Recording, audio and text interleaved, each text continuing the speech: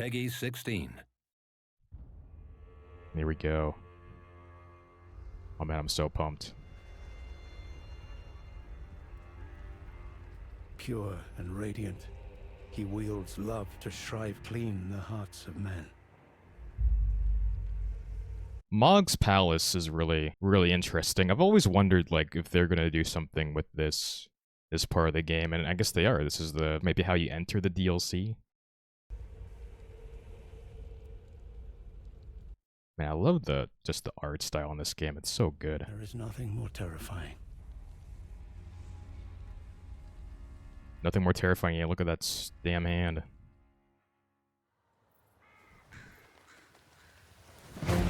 So this looks like the overworld for the DLC.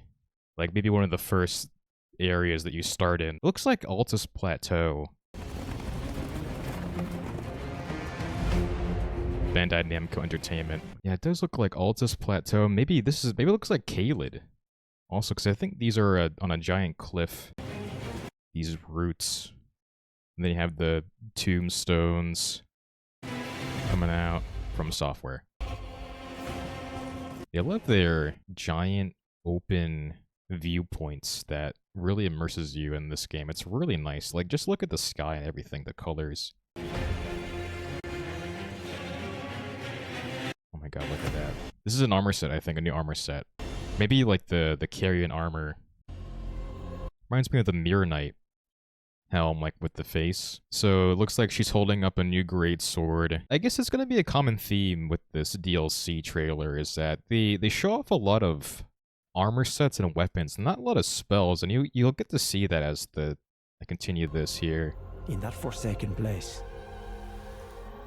This looks like Goff, Havel, just super tanky armor set. Blood must spill. And this place reminds me of, in Dark Souls 3, like the cathedral area, especially. The deacons, where you fight the deacons right here. This might be the source of, let's say, your magic sorcery in the DLC. Fellows. She doesn't look like a boss. She looks like an NPC. I wouldn't be surprised that she turns into a boss at the end, like they do in the DLC in Dark Souls 3 with Freed. So, I mean, look at I just love the background, just the scope, everything. It looks so damn cool. Blood of your fellows. This place. This must be like a frenzy swamp. Here, this is definitely some sort of frenzied madness swamp looking around. That's great. Miyazaki swamp.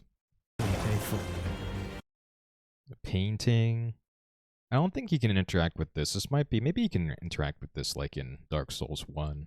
I don't know, I'm not really good with my lore into Elden Ring, but this might be Marika or Mikola, I'm not really too sure. Pot. Yeah, a bunch of pots. This looks like a damn hero's grave. I mean, just look at it. Giant underground tomb area with the lava.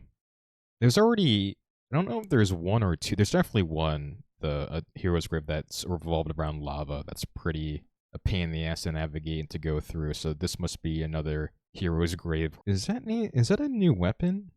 No, it looks like, I don't think that's, he's holding two rapiers, but I'm not sure if that's a new like power stancing weapon or not. I think it might just be two rapiers, but who knows. And of course, there's a castle, a giant castle. No dragons. Well, no dragons yet.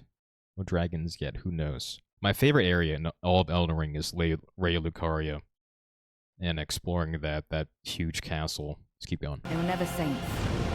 They just This is the fire giant's big brother. happened to be on the losing The molten giant. side of a war. Yeah, look at this thing. Oh my god, that's gonna be a pain in the ass to fight already. Then you have some snake, some snake enemy that eats your head. No, there's a snake enemy in Volcano Manor that like has that move that chomps on your head. So this is kind of similar to that. But the background here is blue, so this is definitely in a different area. then the castle area. And here we go. The doggo. Love the eyes. Love the eyes. The green eyes. Love the eyes. It's like another arena. And then this boss must be like faith incantation related, because you have the petrification, and then here's the lightning sorcery, the jump attack. Looks pretty cool. Can't wait to fight that thing and to try to kill it. Mother, wouldst thou truly lordship sanction in one so Look at this guy. Hang on, let's go back. so This guy looks badass. I've heard people say that this might be the new Millennia 2.0. So I can't wait for that.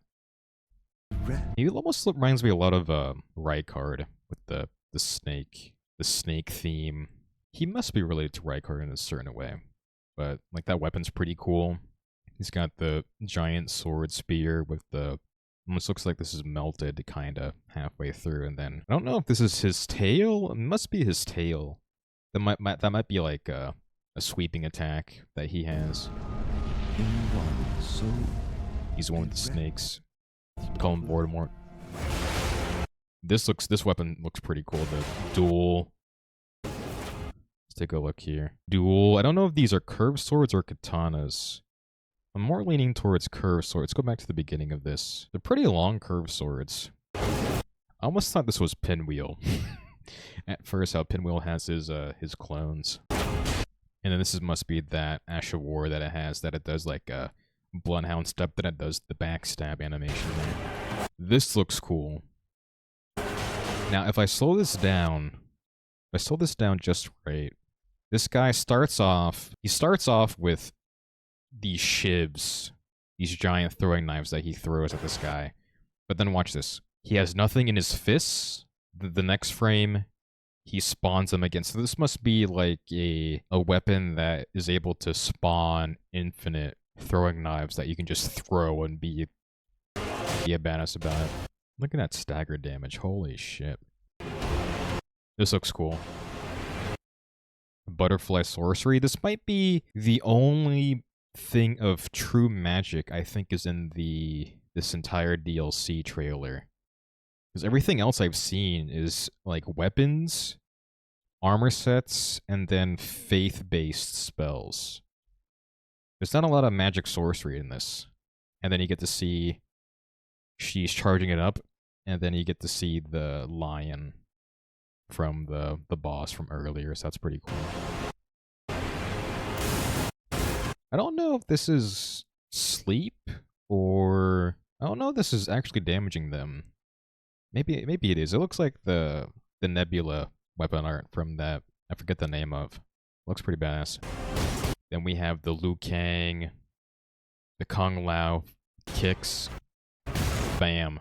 I don't know if this is a new weapon or an Ash of War. Here, I can't tell if this is a boss or if he's guarding a boss. I think it's the latter. I think he's guarding a boss, because you see the boss door right here.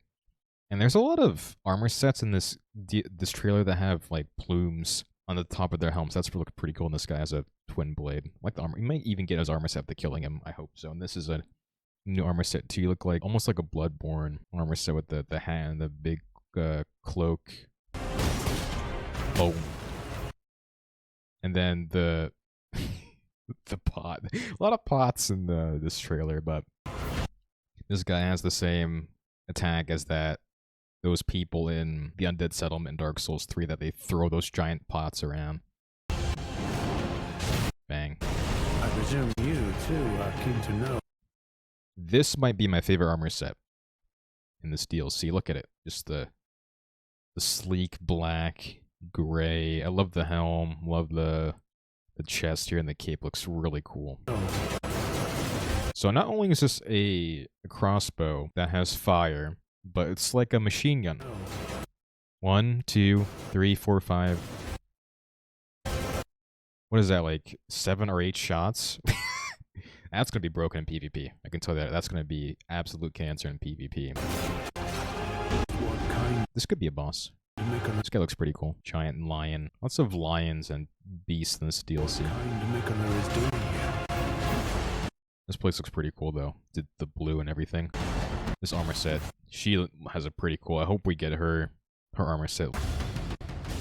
This looks pretty cool. This is almost like a gravity, the lance.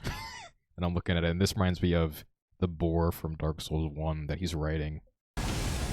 Maybe he can get like the boar helm, make that an appearance. That'd be pretty cool. The gravity sentinel, right? Here is a giant hippo dog thing, giant mouth. That's gonna be pretty cancerous to fight. And look at I love the enemy design. Yeah, you can see his ears too. That's pretty funny. But giant angry hippo, hungry hippo.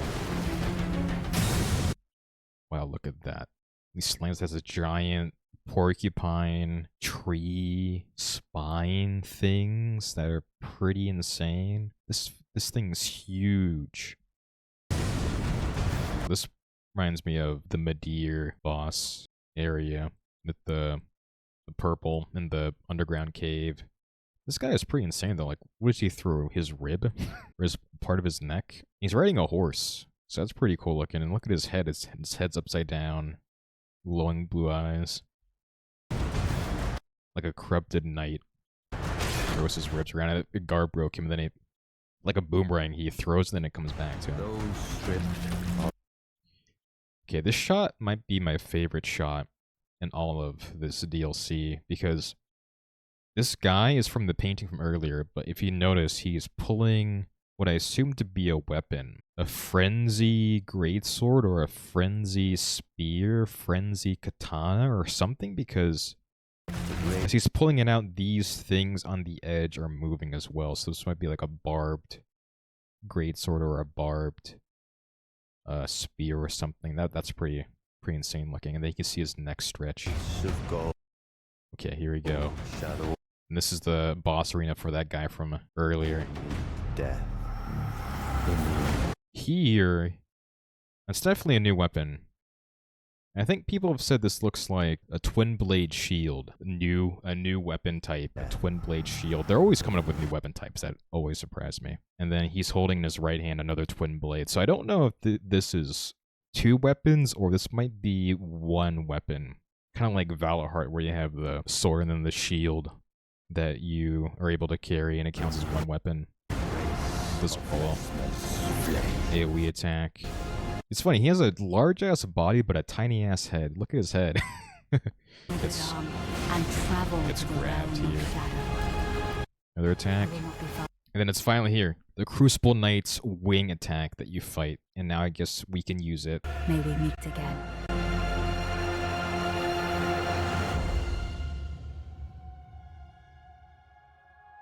Shadow of the Erdtree. America or Mykola, I don't know. Wow, look at this shot. Holy. June 21st. So fucking 4 months from now. God, I mean, at least there's a date, but man, that is a long time from now.